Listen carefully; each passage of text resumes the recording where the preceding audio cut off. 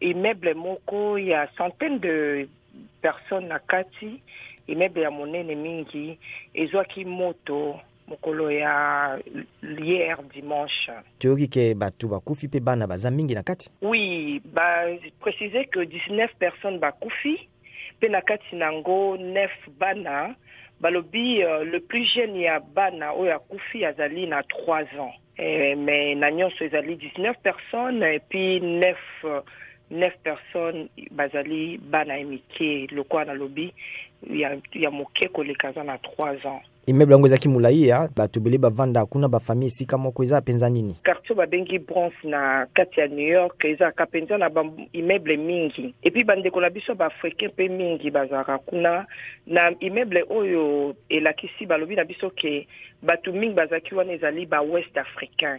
Ba préciser penza baza ba Gambien, ba Malien et puis ba Sénégalais na oki Congolais te na kanisi pa koki kozala peut-être minoritaire to ebité. Eza immeuble amunele na quartier babengi kombo ya Fordham na quartier ya Bronx na Fordham. Nini e memi moto wana penza? Toza atonga malili na malili to utilizaka moto na ndako pona ko vanda na condition normale, température normale. Alors soki moto ezali to ezo sa malamu te to pe moto ezate bato mingi ba utilizaka ba nini ba chauffage ya mike électrique. Omoni biso na New York mingi to selaka chauffage ya gaz. Mais ba salelaka électrique tant musu pona ko matisa moto na kati ya ndako to pe moto exacte absolument alors bati yango. Alors na immeuble wan spécifiquement bazaki na likambo ya moto.